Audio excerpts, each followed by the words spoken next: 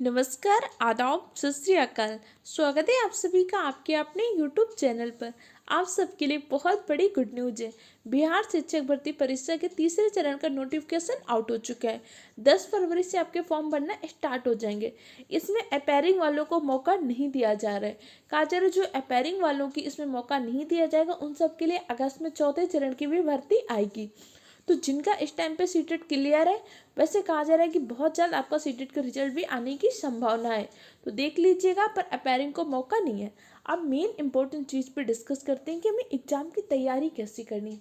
क्योंकि अगर देखेंगे तो सिर्फ और सिर्फ आपके पास 1 महीने का टाइम है, उसमें भी आपको 20 दिन माने हैं। क्योंकि 10 दिन में आपको अपनी प्रैक्टिस भी करनी है, उसमें तैयारी के साथ साथ कुछ चीज़ें रिवाइजन भी करना है।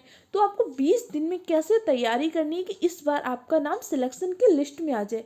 क्योंकि आप में से बहुत सारे ऐसे होंगे जिन्होंने बिहार के दूसरे चरण की परीक्षा में भाग लिया होगा, कुछ नंबर से नहीं होगा, और कुछ ऐसे भी होंगे जो पहली बार इस परीक्षा में बैठेंगे।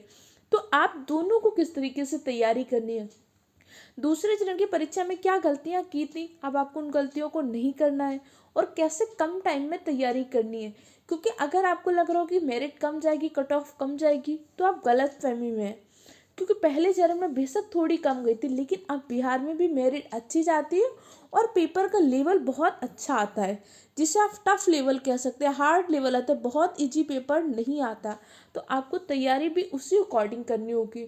आपको एनसीईआरटी की बुक्स पढ़नी होगी, लेकिन अब आपके पास इतना टाइम नहीं है कि आप सारी बुक्स को पढ़ने बैठें, सारे पॉइंट्स को पढ़ने बैठें। तो अब आपको स्मार्ट तरीके से तैयारी करनी, प्रैक्टिस जरूर करनी है और हर एक पॉइंट को अच्छे से तैयारी करनी है।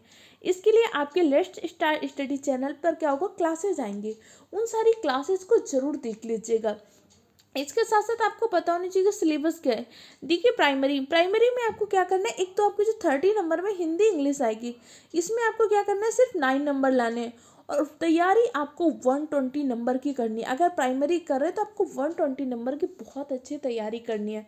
क्योंकि ये सिर्फ आपका क्वालिफाइंग है, यहाँ पे क्वालिफाइंग हो जाएंगे और 9 नंबर तो इंसान नॉर्मल वे पे ले ही आएगा।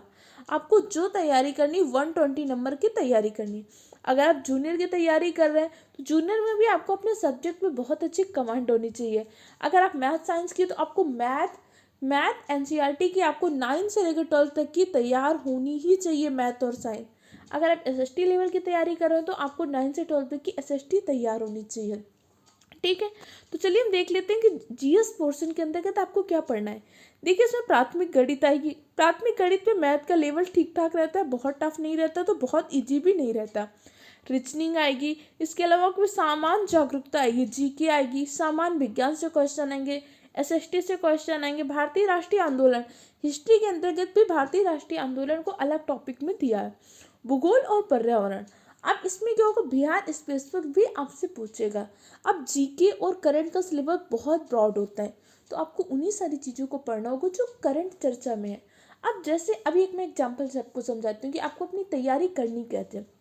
अभी जैसे क्या हुआ है, यूनेस्को ने अपनी मूर्त धरोहर की सूची में शांति निकेतन को शामिल किया। ठीक है, अब शांति निकेतन की स्थापना किसने की थी, शांति निकेतन की स्थापना की थी रविन्द्रनाथ टैगोर ने। तो रविन्द्रनाथ टैगोर भारतीय राष्ट्रीय आंदोलन में कहाँ का जुड़े हैं, अब आपको पता होना चाहिए। तो रविन्द्रनाथ टैगोर ने क्या किया था, 1905 में बंगाल विभाजन के विरोध में अमार सुमार बांग्ला गीत लिखा था।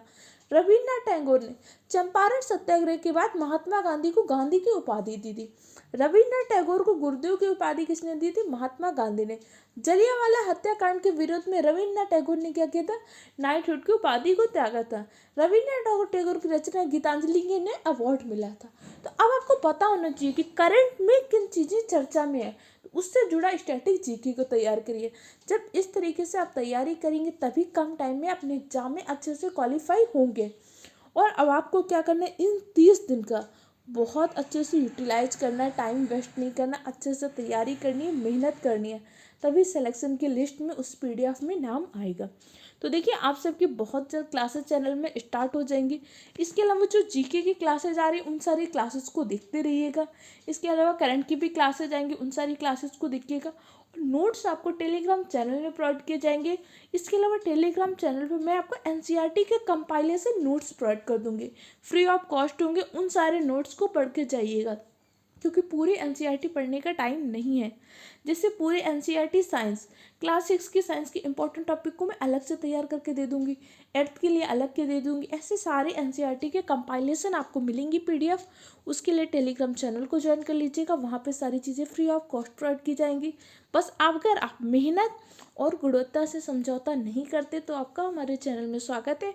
आपको नोट, टेस्ट सीरीज, इसके अलावा बहुत सारी चीज़ें फ्री ऑफ कॉस्ट दी जाएंगी। बस आपको क्या करना है, मेहनत करना है और हर हाल में सेलेक्ट होकर दिखाना है। तो चलिए पढ़ने के लिए तैयार हो जाइए, मेहनत करिए। और कोई भी दिक्कत हो, कन्फ्यूजन हो, कमेंट सेक्शन द्वारा पूछ लीजिएगा। जल्दी मिलते हैं नेक्स्ट क्लास में।